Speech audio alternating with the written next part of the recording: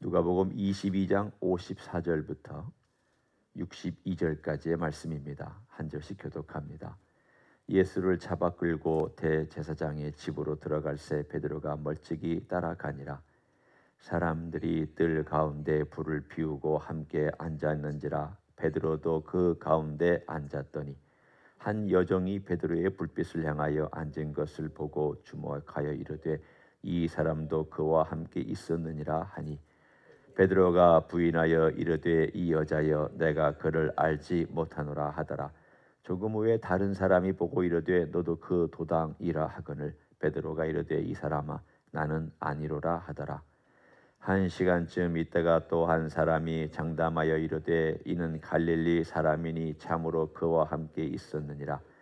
베드로가 이르되 이 사람아 나는 네가 하는 말을 알지 못하노라 라고 아직 말하고 있을 때에 닭이 곧 울더라. 주께서 돌이켜 베드로를 보시니 베드로가 주의 말씀 곧 오늘 닭 울기 전에 네가 3번 나를 부인하리라 하심이 생각나서 같이 읽습니다. 밖에 나가서 심히 통곡하니라. 아멘. 우리가 잘 알고 있는 베드로가 예수님을 3번 부인하는 장면이 오늘 우리가 읽은 곳입니다. 이 이야기는 아마도 우리 모두에게도 나도 그런 적이 있을까? 나도 베드로처럼 그런 삶을 살은 적이 있을까라고 한 번쯤은 생각하게 하는 그러한 대목입니다. 베드로가 왜 넘어졌을까요? 답은 간단합니다. 인간이 약하니까, 두려우니까. 그러나 오늘 베드로가 그 어둠의 권세에 휩싸여서 예수님을 3번이나 부인할 수밖에 없었던 데에는 사실은 여러 가지 요인이 있습니다. 일단 그 상황을 우리가 살펴보면 예수님께서 오늘 우리가 읽지 아니한 바로 앞절 53절에 보면 마지막에 그러나 이제는 너희 때요 어둠의 권세로라 로다 하시더라 라고 하는 말씀이 나옵니다. 어둠이 온 사람들의 마음을 덮었습니다. 가장 진리 가운데 있어야 되고 하나님을 섬겨야 될 대제사장과 그 집이 완전히 악의 어둠에 휩싸였습니다. 베드로는 멀찌감치 도망갔다가 멀찌감치 따르고 있으니까 사실은 배반의 어둠이 그의 마음을 덮고 있었던 것입니다. 비겁함이 그의 마음을 휩쓸고 있습니다. 그러고 있다가 3번이나 여종의 말, 종들의 말에 부인하는 반역의 어둠이 그를 붙잡고 있습니다. 오늘 온통 보면 어둠의 이야기뿐입니다. 모연 사람 전부가 다 이 어둠 속에 있었고 실제적인 이런 물리적인 어둠뿐만이 아니라 불을 핀 걸 보면 새벽 일찍이니까 사실은 지금보다 더 이른 시간에 이들이 모여서 예수님 붙잡은 겁니다. 한 새벽 4시. 그리고 예수님을 붙잡아서 예수님을 신문하려고 대제사장 집에 모였을 때 한 새벽 5시 아마 그렇게 되었을 겁니다. 그러니 깜깜하죠. 그리고 춥죠. 지금 이곳 우리가 살고 있는 캘리포니아나 지중해 기후에 있는 이스라엘이나 비슷합니다. 기후가 비슷해요. 온도도 비슷합니다. 아침에 여러분 좀 쌀쌀하고 추웠던 것처럼 새벽 한 5시쯤 되면 그 낮에도 춥습니다. 그 사람들이 불을 피우고 또 어둠도 있기 때문에 횃불도 들고 그러니까 어떻게 보면은 어스름이 빛을 향하여서 보면 얼굴이 보이고 빛을 등지고 있으면 잘 안 보이는. 그러니까 너 그 도당 아니냐 그럴 때 슬쩍 그 빛을 향하여 얼굴이 보이는 쪽을 반대로 이렇게 돌리면 얼굴이 안 보입니다. 뒤가 보이면 깜깜해집니다. 그게 베드로의 마음이었습니다. 횃불을 향하거나 불을 향할 때는 마음이 조금 따뜻해지는 것 같고 몸도 따뜻해지는 것 같고 아이고 예수님 어떻게 되시나, 예수님 이 과정 속에서 어떤 고통을 받으시나 염려도 되고 예수님 생각도 났다가 그 빛을 등지고 이쪽을 향할 때에는 완전히 어둠 속에 휩싸입니다. 그의 마음이. 배반하고 말로 배반했으니까. 그러니까 지금 조금 빛을 향하여 있다가 어둠을 향하여서 완전히 나아갔다가 조금 빛을 향하여 있다가 또 어둠을 향하여 나가고 있다가 지금 베드로의 마음이 이리 갔다 저리 갔다 이리 갔다 저리 갔다. 한편으로 말하면 어둠 속에 있는 거죠. 그 어둠 속에 있는 가장 근본적인 이유 중에 하나가 무엇일까? 사실은 주님께서 이미 말씀해 주신 내용 가운데 있습니다. 그것은 뭐냐면 40절에 있습니다. 겟세마네 동산에서 예수님께서 기도하실 때 하신 말씀입니다. 그곳에 이르러 그들에게 이르시되 유혹에 빠지지 않게 기도하라. 46절에도 어찌하여 자느냐 시험에 들지 않게 일어나 기도하라. 여러분 보실 때에 주님께서 두 번이나 이 말씀을 하신 것이 단순히 기도 안 한다고 주님께서 야단치시기 위해서 하신 말씀일까요? 그것도 들어있을 수 있습니다. 그러나 더 중요한 것은 무엇일까요?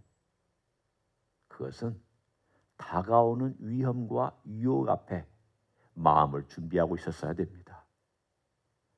무슨 일이 다가올지 모릅니다. 여러분이나 저도 오늘 하루 무슨 일이 다가올지 전혀 모릅니다. 짐작도 못합니다. 그냥 평안할지, 평탄한 길일지, 아니면 험난한 길일지, 어려운 길이 있을지, 내 마음을 흔들어 놓는 시련과 시험이 있을지, 아니면 그냥 어제와 같이 평탄하게 지나갈지 아무도 모릅니다. 그럼 우리는 어떻게 그 유혹에서 견뎌내고 이겨낼 수 있느냐? 알아야 견디죠. 알아야 기도하죠. 무슨 일이 일어날지를 알아야 내가 준비하죠. 그렇게 말할 수 있지만 우리가 오늘 어떤 일이 일어날 줄 알고 준비합니까? 지금 주님께서 이들을 향해서 말씀하신 내용도 이미 사실은 언급은 했죠. 내가 이제 곧 이런 어려운 일을 당할 것이다라고. 그렇지만 그들은 정확하게 무슨 일이 일어날지를 모르고 있었기 때문에 그래도 주님이 저렇게 괴로워하실 때 얼마나 힘들고 아프실까 해서 그 기도 가운데 조금이라도 동참하는 마음을 가지고 이 어려운 다가올 유혹을 견뎌낼 수 있는 힘을, 주님의 은혜를, 도움을 구해야만 했습니다. 그래도 그렇게 하지 않았습니다. 그냥 졸기 바빴고 힘들어서 꼬꾸라지기 바빴고 잠자기 바빴습니다. 전혀 기도하지 못했습니다. 결국은 오늘 베드로가 넘어진 것도 인간의 연약함이 있습니다. 인간이 두려워했기 때문에 그럴 수밖에 없습니다. 우리라도 그럴 수밖에 없습니다라고 다 이야기할 수 있지만 그러나 가장 근본적인 이유는 뭐냐면 영적으로 그는 하나님의 은혜에서 떨어져 나갔기 때문입니다. 인간의 방법으로 얘기하면 기도하지 못했기 때문입니다. 그런데 전투에서는 졌지만 그래도 전쟁에서는 지지 않게끔 할 수 있었던 그 근본 이유가 무엇일까요? 베드로 실패했습니다. 이 전투에서 넘어졌고요. 사탄이 밀가부르듯 까부르게 해달라고 허락해달라고 그럴 때 주님께서 어느 선까지는 허락했습니다. 이렇게 말씀하셨잖아요. 32절 보십시오.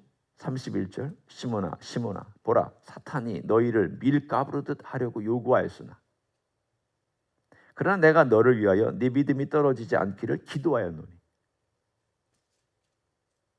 주님께서 어느 선까지는 허락했어요. 우리는 그것이 정확하게 어떤 대화가 사탄하고 주님과의 관계 속에서 됐는지는 모르겠어요. 그렇지만 주님께서 어느 선까지는 허락하신 것 같아요. 그러나 동시에 주님은 또 기도해 주셨어요. 베드로가 이 전투에서는 지지만 끝에 가서는 회복되기를 위해서, 그리고 마지막에 돌이킬 수 있기를 위해서 주님께서 기도해 주셨어요. 바꾸어 얘기하면 이런 것입니다. 여기에 주님의 기도의 테두리로 보호해 주셨습니다. 여기에 베드로가 있습니다.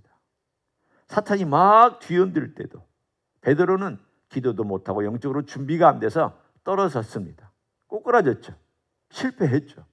그러나 주님의 기도의 테두리 안에서 베드로는 보호받고 있었습니다. 완전히 떨어져 나가지 않도록 주님의 기도가 베드로를 보호하고 있었습니다. 두 번째 주님의 도움이 있습니다. 그것은 61절입니다. 주께서 돌이켜 베드로를 보시니 베드로가 주의 말씀 곧 오늘 닭 울기 전에 네가 3번 나를 부인하리라 하심이 생각나서 끌려가시는 과정, 아마도 주님께서 베드로가 있는 그 장소를 물끄러미 보셨던 것 같아요. 아마 한 장소에서 다른 장소로 끌려가는 가운데 베드로가 어디 있는지를 아시고 보셨던 것 같아요. 어떤 눈으로 보셨을까요? 횃불을 들고 가기 때문에 정확하게는 잘 안 보이겠죠. 또 어떤 표정이 있는지도 정확하게 보이지 않을 수도 있지만 적어도 많은 사람들이 예수님을 끌고 한 장소에서 이 장소에서 저 장소로 옮겨갈 때에는 여러 횃불을 들고 예수님을 끌고 갔을 것입니다. 그때 예수님께서 물끄러미 뒤를 보든지 혹은 옆을 봤는지 어디를 봤는지는 모르지만 오늘 돌이켰다. 이 말은 약간의 몸을 돌려서 베드로를 보았다는 뜻입니다. 돌이켜 베드로를 보셨습니다. 이것이 예수님께서 베드로를 회복시키려고 하는 사랑의 몸짓이었습니다. 사랑의 눈이었습니다. 아마 평생 동안 베드로는 예수님의 이 얼굴과 눈빛을 잊지 못했을 것입니다. 평생 잊지 못했을 것입니다. 베드로의 실패는 그가 영적으로 준비되지 아니하였고 기도도 하지 못하였고 예수님의 마음도 몰랐고 인간의 두려움과 염려와 이런 것들이 있었고 연약함도 있었고 모든 것들이 다 총체적인 것들이 되어서 그가 실패하고 넘어졌습니다. 하지만 주님의 기도와 주님의 사랑의 몸짓, 눈빛으로 베드로는 돌아올 수 있었습니다. 그리고 평생 동안 그걸 잊지 못했습니다. 여러분 생각해 보십시오. 한 사람이 실패하고 넘어졌을 때 이 실패는 결정적인 실패잖아요. 그런데 이 결정적인 실패가 베드로의 마음을 늘 찔렀죠. 어떨 때마다 찔렀을까요? 닭이 울 때마다 찔릴 수도 있고요. 또는 자기가 연약해질 때마다 그의 마음을 찔릴 수 있습니다. 평생 동안. 그러나 이 부정적인 경험이 긍정적인 것으로 작용했을 것입니다. 아, 나는 이렇게 약한 존재야. 나는 이렇게 약한 존재야. 나는 주님을 너무 쉽게 배반했던 존재야. 나는 그렇게 호언장담하고 다른 사람은 다 배반해도 나는 절대 안 합니다. 그럴 리가 없습니다. 나는 주님을 절대 배반하지 않도록 나는 굳게 결심한 사람입니다. 저는 의리의 사람입니다라고 그렇게 호언장담했던 내가 이렇게 무너져 버리고 이렇게 주님을 배반할 수 있는 인생이라는 것을 생각할 때마다 나는 약한 존재다. 나는 거짓말한 존재다. 나는 주님을 배반했던 적이 있는 존재다. 나는 내 결심도 실천할 수 없는 존재라는 것을 그는 평생 동안 깨달았을 거예요. 실패가 주님의 사랑으로 회복되면 그 실패는 주님께 더 가까이 다가갈 수 있고 자기 자신을 주님께 더 드릴 수 있는 계기가 되기도 합니다. 실패를 어떻게 쓰느냐에 따라 사람이 달라지죠. 자기의 약점을 어떻게 주님 앞에 드러내놓고 주님의 은혜로 그것이 바꾸어지느냐에 따라 달라집니다. 주님의 은혜 앞에, 주님의 도움 앞에, 주님의 사랑 앞에 이것이 바뀌어지면 우리는 주님 앞에 더 가까이 갈 수 있는 좋은 기회를 삼을 수 있는 줄로 믿습니다. 오늘 부활의 주님을 만난 베드로의 마음속에 부활의 주님께서 자기를 찾아온 요한복음 21장의 이야기도 있지만 또 오늘 우리가 읽은 이 누가복음 22장의 이 사건도 베드로는 늘 오버랩되면서 평생 살았죠. 사랑의 주님, 배반한 나를 물끄러미 바라보시던 주님, 배반한 나를 또 찾아와서 그 갈릴리 호숫가에서 사랑의 떡을 먹여주시고 물고기를 나에게 베풀어 주신 주님, 그리고 네가 나를 사랑하느냐고 3번 물어보셨던 주님. 베드로의 마음속에는 그 예수님의 사랑의 얼굴과 사랑의 말씀과 사랑의 눈빛과 사랑으로 채워져 있기 때문에 그가 끝까지 주님 배반하지 아니하고 순교의 길을 갈 수 있었습니다. 그게 우리의 동기입니다. 우리는 기도 때로 못할 수도 있고요, 때로 넘어질 수도 있어요. 실패할 수 있고 또 좌절할 수도 있어요. 그러나 주님이 우리를 꼭 붙잡고 있다는 것과 주님이 사랑으로 우리를 인도해 주고 계시다는 이 한 가지 사실을 늘 붙잡고 주님 앞에 가까이 가는 여러분 되시길 예수님의 이름으로 간절히 축원합니다. 기도하겠습니다. 주님, 고맙습니다. 베드로를 사랑하셔서 그가 넘어지지 않기를 위해서, 돌아오기를 위해서 기도하셨다고 잡히시기 전에 이미 말씀해 주셨습니다. 잡혔을 때에도 주님은 베드로를 사랑의 눈으로 회복되기를 바라는 마음으로 바라보셨습니다. 주님, 죽으신 다음 부활하시고 나서 다시 베드로를 찾아오셔서 베드로에게 사랑을 확인해 주는 대화를 하셨던 것도 기억합니다. 이렇게 주님의 사랑이 베드로를 베드로답게 만들었습니다. 시몬이었던 사람이 베드로가 될 수 있었던 것은 이런 주님의 사랑에 근거합니다. 주님의 사랑 때문입니다. 감사를 드립니다. 우리도 이 땅에서 우리가 살아갈 수 있는 근거는 나의 기도도 아니고 내가 영적으로 뛰어남도 아니고 내가 무슨 경험이 있어서도 아니라 우리 주 예수 그리스도의 사랑 때문인 줄 믿습니다. 그 사랑으로 오늘도 살아가는 하나님의 종들이 되게 하여 주시옵소서. 이제는 우리 구주 예수 그리스도의 은혜와 하나님 아버지의 극진하신 사랑과 성령 하나님 교통하심의 역사가 오늘도 우리 주 예수 그리스도의 그 크신 사랑, 그 크신 은혜, 그 크신 자비, 그 크신 용서를 다시 한번 마음에 깨닫고 그리고 그걸 근거로 살아가기를 소원하는 이 자리에 참여한 모든 종들 위에와 주임지 히스교회 위에와 이미 교회들, 광곡교회들과 선교사님들 위해 이제로부터 영원히 함께 하실지어다. 아멘.